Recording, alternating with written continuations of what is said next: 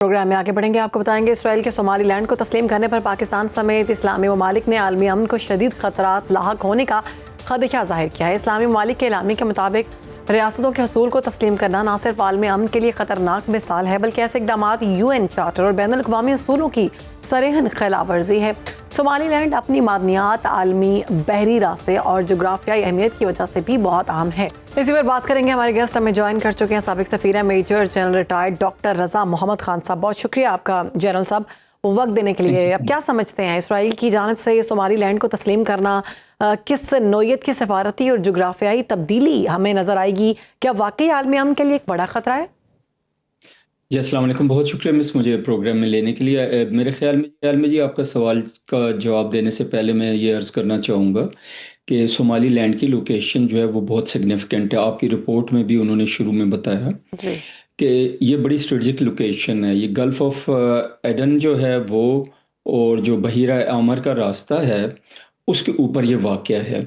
और उसके साथ ही सोमालीलैंड के साथ अगर आप देखें तो सूडान है, सामने इसके यमन है, फिर सऊदी अरेबिया आ जाता है, इजिप्ट है, जॉर्डन है। ये सारे के सारे इस खित्ते के ममालिक हैं जो माउथ ऑफ जो है ये गल्फ़ ऑफ एडन, इसको अमूमन हॉर्न ऑफ अफ्रीका कहा जाता है। और जो हमारी बहरी लैंग्वेज होती है उसमें कहा जाता है कि चोक पॉइंट्स हैं। चोक पॉइंट्स इसलिए कि वहाँ पे जहाज़ इकट्ठे होते हैं, मुड़ते हैं, आगे जाते हैं, पीछे आते हैं, वगैरह वगैरह वगैरह। तो उस लिहाज से इसकी स्ट्रेटजिक अहमियत बहुत ज़्यादा है। सेकेंडली, आप इसराइल की जो बात फरमा रही थी, पहली बात तो ये कि इसराइल ने इसको क्यों रिकॉग्नाइज़ किया? किसी कंट्री ने नहीं किया। 1991 से इन्होंने अपनी इंडिपेंडेंस डिक्लेयर की हुई है यूनिलैटरल। UN चार्टर के मुताबिक कोई भी कंट्री जो है वो इंडिपेंडेंस डिक्लेयर नहीं कर सकती या उसको रिकॉग्नाइज़ नहीं किया जा सकता जब तक यूनाइटेड नेशन उसको एक मुल्क के तौर पे तस्लीम ना करे। इफ़ेक्ट्स क्या होंगे जो आपने कहा? यस, इस यहाँ पे खित्ते में 2 तरह के 3 तरह के इफ़ेक्ट्स हो सकते हैं। एक तो ये है कि इज़राइल ने अगर सोमालीलैंड को रिकॉग्नाइज़ किया तो इसका मतलब है वो यहाँ पे अपनी प्रेजेंस बढ़ाना चाहते हैं।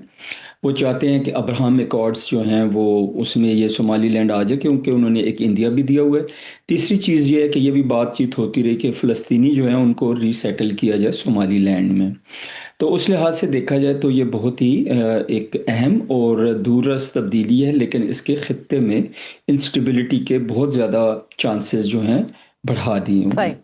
तो इसलिए आई थिंक ये कोई वाइज कदम नहीं है। बिल्कुल दुरुस्त फरमाया आपने कि एक तो इसकी लोकेशन जो है ना वो बहुत बहुत मैटर करती है। अब क्या समझते हैं कि इस्लामी ममालिक के नए से UN चार्टर और सॉरी बैनुल मुझे अक़वामी। जी सॉरी मुझे आपकी आवाज़ नहीं आई पूरी। जी फरमाइए। जी, मैं दोबारा सवाल दोहरा देती हूँ। इस्लामी ममालिक का जिक्र मैं कर रही हूँ कि इस्लामी ममालिक की जानिब से UN चार्टर और बैनुल अक़वामी उसूलों की खिलाफ वर्जी करार दिया गया है। तो क्या इसराइल का ये इकदाम आलमी कानून में रियासती तकसीम की खतरनाक मिसाल कायम कर सकता है? बिल्कुल सही कहा आपने जी। मैं जैसे पहले भी मैं कह रहा था कि यूनाइटेड नेशन का जो चार्टर है उसके मुताबिक कोई भी नया मुल्क जो है वो क्रिएट नहीं हो सकता जब से यूनाइटेड नेशन बनी है, जब तक यूनाइटेड नेशन उसको तस्लीम ना कर ले। पहली बात तो ये है। दूसरा ये है कि पाकिस्तान ने भी इसके ऊपर आवाज़ बुलंद की है और यूनाइटेड नेशन सिक्योरिटी काउंसिल का इजलास तलब किया है। जहाँ तक अरब और मुस्लिम ममालिक की बात है, आपने देख लिया होगा, आपकी रिपोर्ट में भी शायद था कि OIC जो है सब ने ये ख़तरा जो है इसको भांपा है और इसकी मुखालिफत की है। लेस 3 कंट्रीज़ के वो अब्राहम एकॉर्ड्स का ऑलरेडी पार्ट हैं, जैसे UAE होगी, बहरीन हो गया और मोरक्को हो गया।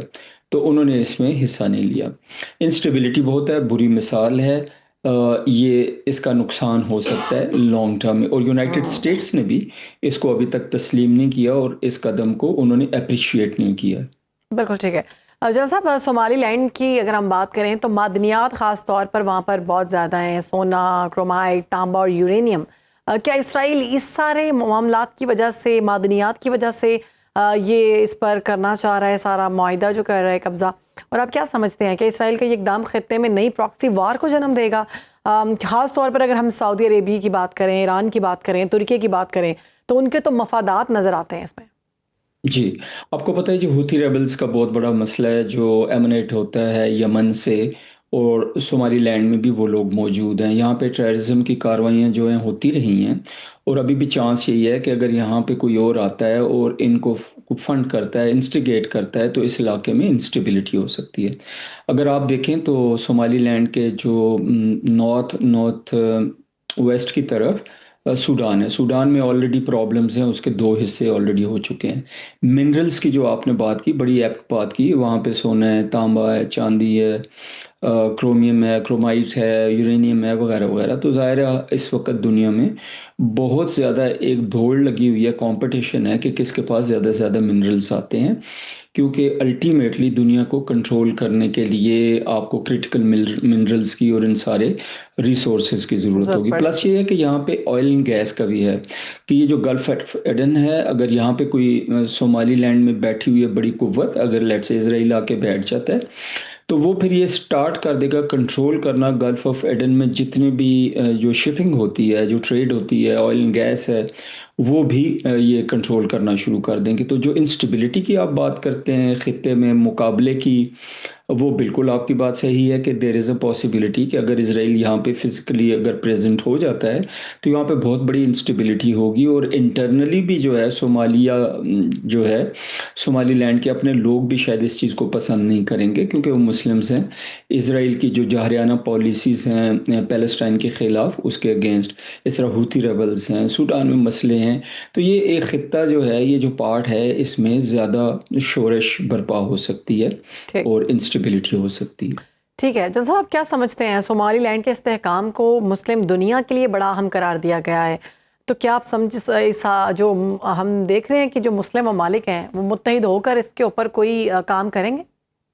जी, मेरे ख़्याल में करेंगे जी। जो यूएई और बहरीन जिनका मैंने ज़िक्र किया और मोरक्को, उनकी मजबूरी ये है कि उन्होंने ऑलरेडी अब्राहम एकॉर्ड्स साइन किए हुए हैं। हम्म। अगर वो उन्होंने साइन किया हुआ है तो वो शायद इज़राइल के अगेंस्ट जो है उस तरह ऑफ़िशियली खड़े नहीं हो सकते बिकॉज़ ऑफ़ बाइंडिंग क्लॉज़ेज़ होंगी कोई अब्राहम एकॉर्ड्स की।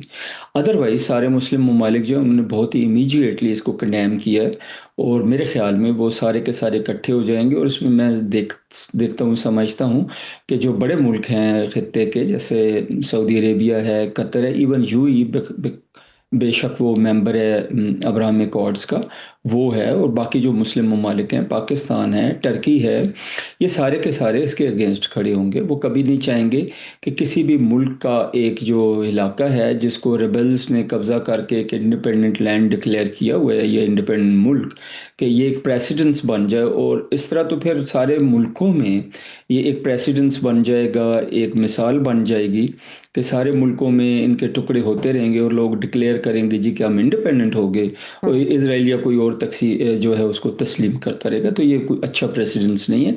मेरे ख़्याल में सारे ममालिक, इवन जो अगर आप देखें तो ईयू ने, अफ्रीकन यूनियन ने भी इसको सपोर्ट नहीं किया और जैसे मैंने कहा यूएसए ने भी इस कदम को अभी तक सपोर्ट नहीं किया। बिल्कुल ठीक है, बहुत शुक्रिया। मेजर जनरल रिटायर्ड डॉक्टर रज़ा मान हमारे साथ मौजूद थे, सारे मामले पर गुफ्तगू करे।